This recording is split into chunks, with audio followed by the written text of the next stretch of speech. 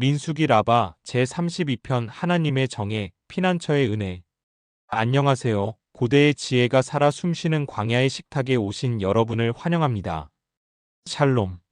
오늘의 주제는 하나님의 정의, 피난처의 은혜입니다.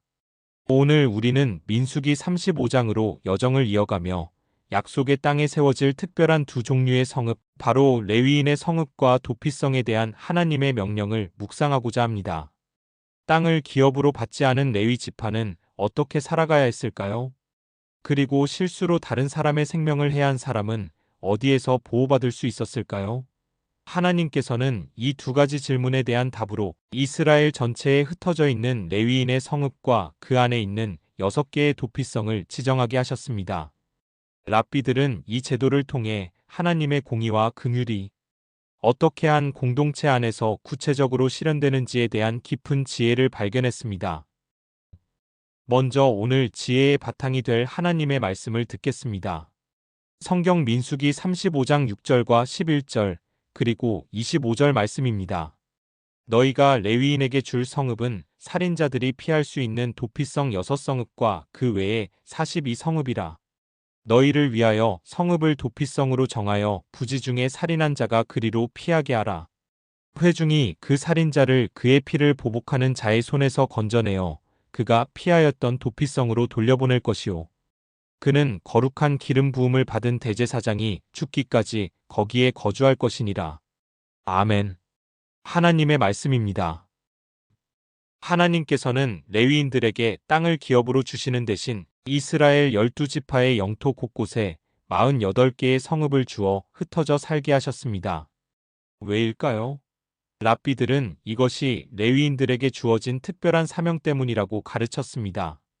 랍비 시므온 벤 요아이는 이렇게 설명했습니다. 레위인들은 이스라엘의 교사였다.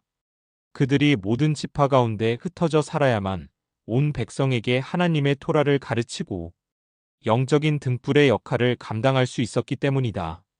그들의 흩어짐은 저주가 아니라 이스라엘 전체를 위한 축복의 통로였습니다.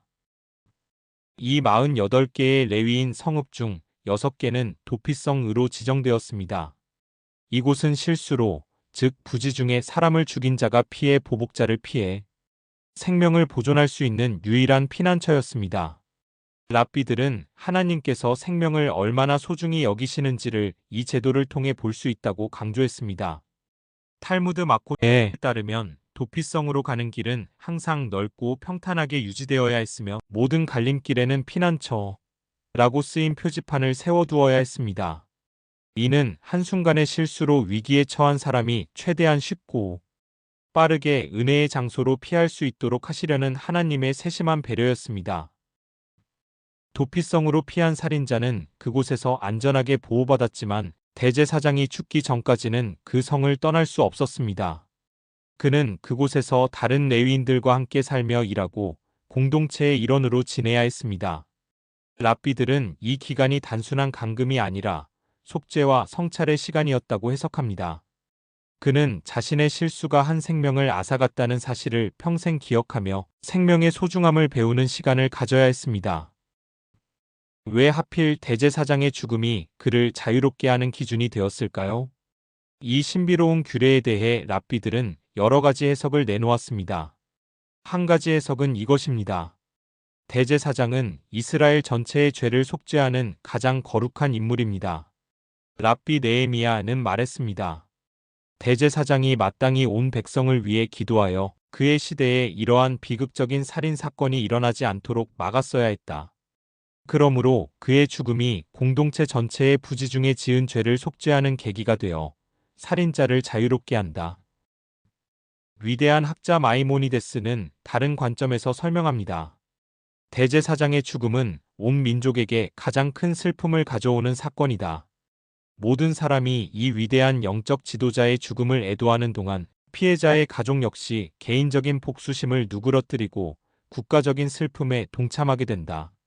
이처럼 공동체적인 애도를 통해 개인의 원한이 희석되고 살인자가 안전하게 집으로 돌아갈 수 있는 사회적 분위기가 만들어지는 것이다. 이 고대의 도피성 제도는 궁극적으로 우리의 영원한 피난처 되시는 예수 그리스도를 가리킵니다. 우리는 모두 죄로 인해 영원한 죽음이라는 피의 보복자에게 쫓기는 존재였습니다. 그러나 우리가 예수 그리스도라는 피난처 안으로 피할 때 우리는 모든 심판으로부터 안전하게 보호받고 영원한 생명을 얻게 됩니다. 신약 성경은 말합니다. 이는 하나님이 거짓말을 하실 수 없는 이 두 가지 변하지 못할 사실로 말미암아 앞에 있는 소망을 얻으려고 피난처를 찾은 우리에게 큰 안위를 받게 하려 하심이라. 이 지혜는 오늘날 우리에게 어떤 도전을 줄까요? 첫째, 우리 교회가 세상 속에서 도피성과 같은 역할을 해야 함을 깨닫게 합니다. 실수하고 넘어진 사람들이 비난받고 정죄받는 곳이 아니라 따뜻한 위로와 보호 속에서 회복하고 다시 일어설 수 있는 안전한 피난처가 되어야 합니다. 둘째, 우리는 다른 사람의 실수를 향한 복수심을 내려놓고 하나님의 긍휼과 용서를 실천하는 삶을 살아야 합니다. 이제 이 깊은 깨달음을 마음에 품고 함께 기도하는 시간을 갖겠습니다. 긍휼의 하나님, 저희의 연약함과 실수를 아시고 저희를 위해 영원한 피난처를 마련해 주시니 감사합니다. 저희가 죄의 길에서 돌이켜 예수 그리스도라는 은혜의 도피성 안으로 피하게 하소서. 또한 저희의 교회가 상처 입고 넘어진 이들을 따뜻하게 품어주고 회복시키는 진정한 피난처가 되게 하여 주옵소서. 저희의 삶을 통해 주님의 공의와 사랑이 드러나게 하소서. 우리의 영원한 피난처 되시는 예수 그리스도의 이름으로 기도드립니다. 아멘. 사랑하는 여러분, 이번 한 주간 여러분의 삶이 다른 이들에게 따뜻한 피난처가 되어 주시기를 축복합니다. 또한 여러분 자신이 그리스도라는 가장 안전한 피난처 안에서 참된 평안과 자유를 누리시기를 간절히 소원합니다.